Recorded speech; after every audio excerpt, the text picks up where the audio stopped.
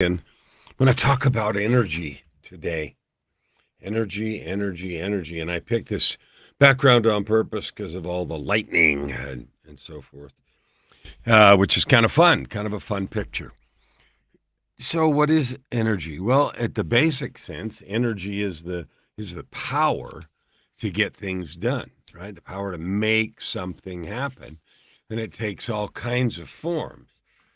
Nature shows us raw energy in the form of lightning storms, and it's staggering amounts of energy that create lightning and rivers flowing down. There's an incredible amount of energy all the time that is existing and flowing and being part of the universe around us. The gravity holding planets in orbit. I mean, there's staggering amounts of energy. So, but I want to narrow it down because if we need energy to get something done, I mean, this road to 50 million is about helping you, 50 million of you, to discover and serve with your gifts. My experience is that you and we are best served. Our highest development comes when we are loving and serving with our gifts.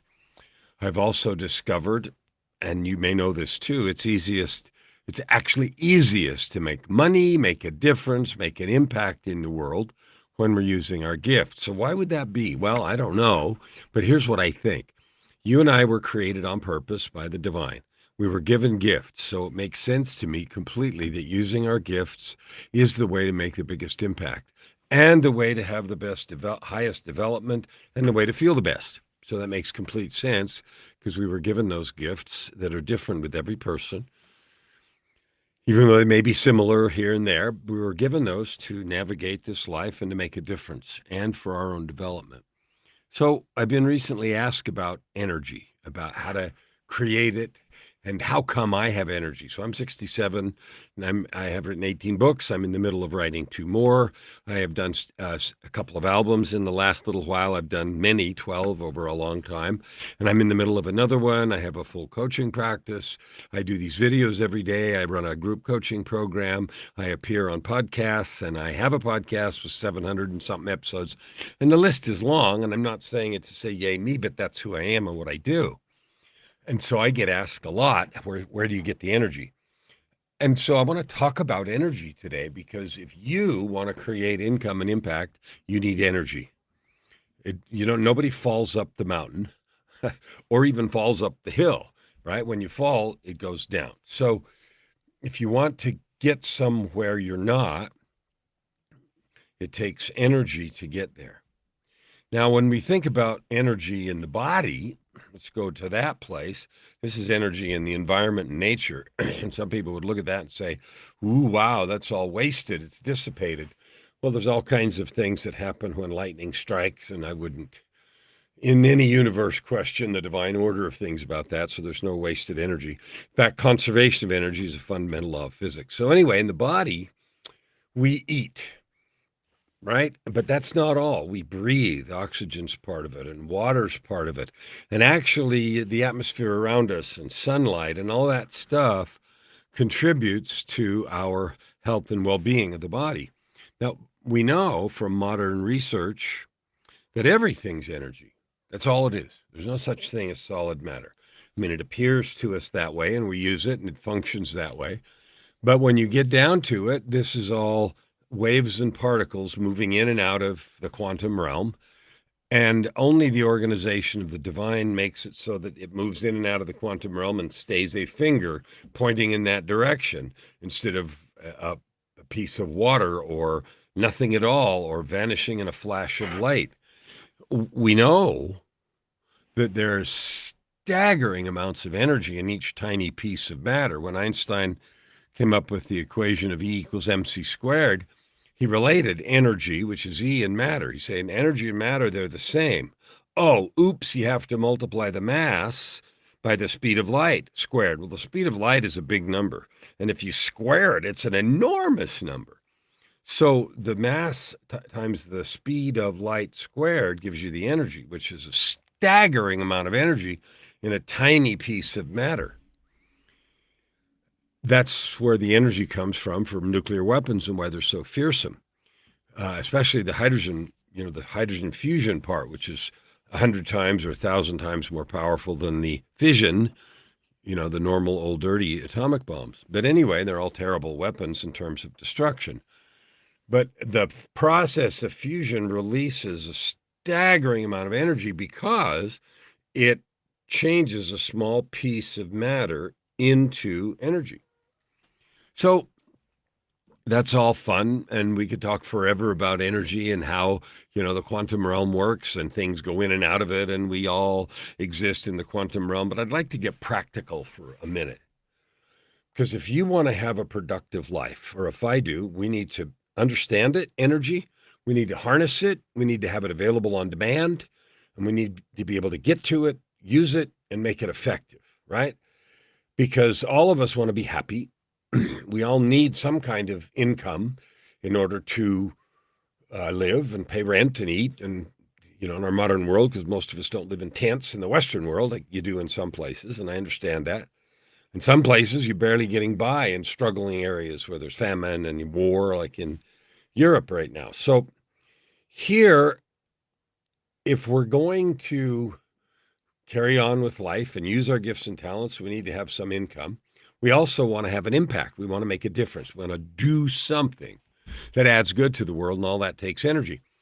So how do we harness and get this energy? Well, there's layers to it, and I can't even begin to do it in 10 or 15 minutes in this conversation. But the point of this is to get you thinking about it and to invite you to take stock of and manage your energy in a powerful and good way, because you can have at your disposal a lot more of it than you have. And that might be a bold statement, me not knowing you, but you can. So when I eat, I put food in my body, and my body does some things and creates energy, converts this molecule to that, and goes in the cells, and through some processes that are essentially miraculous, we get energy. And the same thing happens with plants, and the whole system is set up to move energy from one form to another. But if I feed the old computer thing, garbage in, garbage out, if I feed garbage in my body that doesn't have the nutrients and things that I want, then I'm tired. I don't have energy. If I don't get enough sleep, I don't have energy. If I am in an emotionally stressful circumstance a lot, then I don't have enough energy, or my energy's drained through that emotional turmoil. And if I'm in a physically dangerous situation like the war, or in civil wars or poverty or places, then that all drains energy. So caring for your energy and getting it is a key piece of life if you and I are trying to make a difference. So my road to 50 million, helping you, 50 million of you discover and serve with your gifts, create the income and impact you want, that's all dependent on me creating and accessing the energy that I need. So here's the point. We all understand most of that, or all of it. We all understand how the energy works in the body and exercise and all of the rest of it. But we also know that all energy is just different forms of the same thing.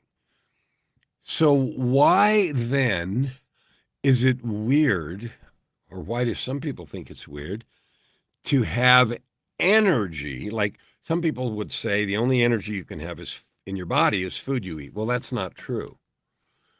There's some scriptural references.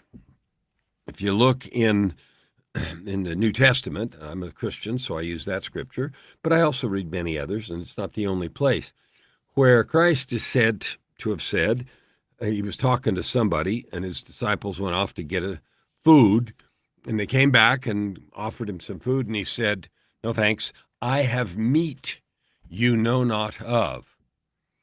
And then the scripture records they were chattering amongst themselves and said essentially, what? Somebody bring him a sandwich? Food? And he was talking about the energy, the sustenance that he had received from the conversation he had just had. He had received revelation. He had spoken it to this individual. And that had created sustenance for him. Well, that only can happen if energy can change forms. Well, we know it does because we have matter that changes into energy. And we know that all energy is in the, this whole electromagnetic spectrum. And so the idea that you can change energetic forms is not new. It's not weird. It happens all the time in nature. Electrical energy turns into mechanical energy. Mechanical energy turns into heat energy. Food energy turns into muscular energy. The energy contained in gasoline molecules burns and then turns into mechanical energy to rotate the crankshaft because of pistons, and then turns the wheels of the car. So the transmutation of energetic form takes place all over the place. We use it in our creations and our inventions and how the world runs and everything. Yet, if someone were to say that you can access spiritual energy and it replaces food, someone else would say you're a crackpot. You'll die. Well, not necessarily. Not necessarily. So the question then is not because anybody's trying to go without food for a day or a week or a month or 40 days, is recorded in many scriptural texts of many denominations. And I don't even know why 40 days is important, why 40. But obviously there's some spiritual significance to that I don't know off the top of my head. But the point isn't 40 days. The point is there had to be some replenishment or transmutation of energy in order for that to take place. So this is what I want you to think about. There's two parts to this. One, if you are trying to change the world, even in your small way, if you're trying to make an impact in the lives of your friends, your kids, your clients, yourself, are you aware of and managing the energy that you understand? Your sleep, your food, your health, your mental health. Are you managing the energy that drains from your environment? Stress and pressure and depression and any of the negative things that are around you that are emotional. Are you handling those known sources of energy? And are you taking advantage of opportunities to learn about how to get spiritual, creative, and other kinds of energy from untraditional sources? And I'm not trying to be mystical here, except I am. There is research that shows that if you meditate effectively, that it is good or better than sleep. Well, that's a different kind of thing that we wouldn't have thought of.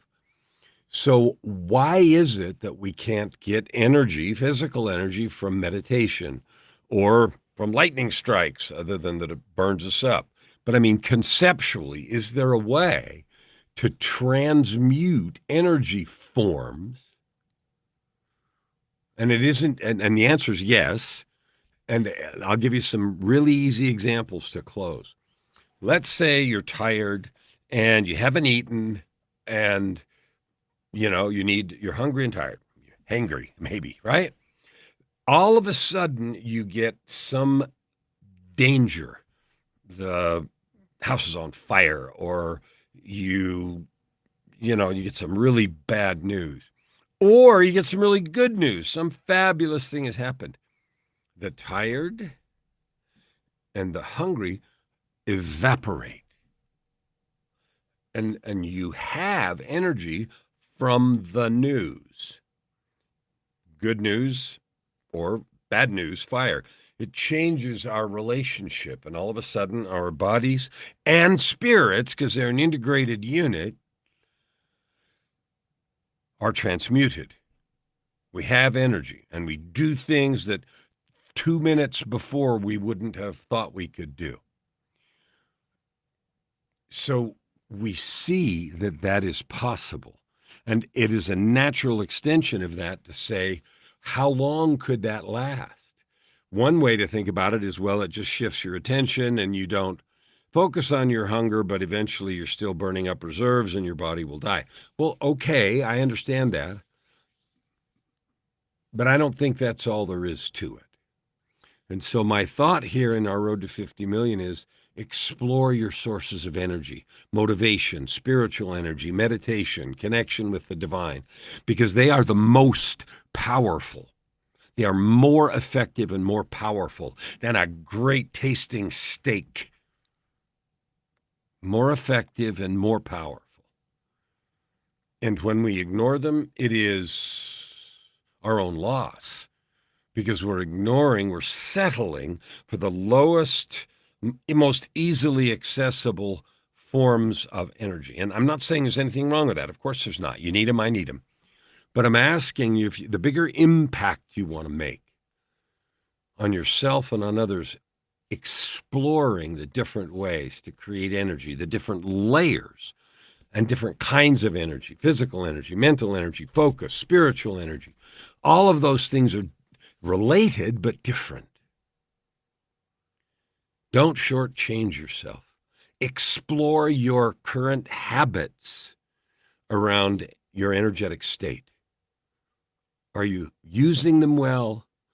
Are you handling them well? Are you maximizing them so that you can have your ultimate life? Now, my invitation on the road to 50 million, I'm here to help 50 million people discover and serve with their gifts. That includes you. If you're already doing that maximally, then I'd like to talk, because I have lots of places we can collaborate and help each other. If you'd like help doing it because you're struggling with stories and with things that aren't good, then I'd love to talk about that too, because I have ways that I might be able to help you. If you'd like to help me reach 50 million, I want to talk to you. I had the beautiful, fabulous inspiration and connection with somebody just this morning, yesterday, last night, this morning, that is going to leverage tremendously my 50 million. So excited that that's going to happen. And it just came out of the blue. And it's not an accident, because there aren't any. It comes from focus, from action, and from clarity. I send you all my encouragement, my love. We'll see you tomorrow on the road to 50 million.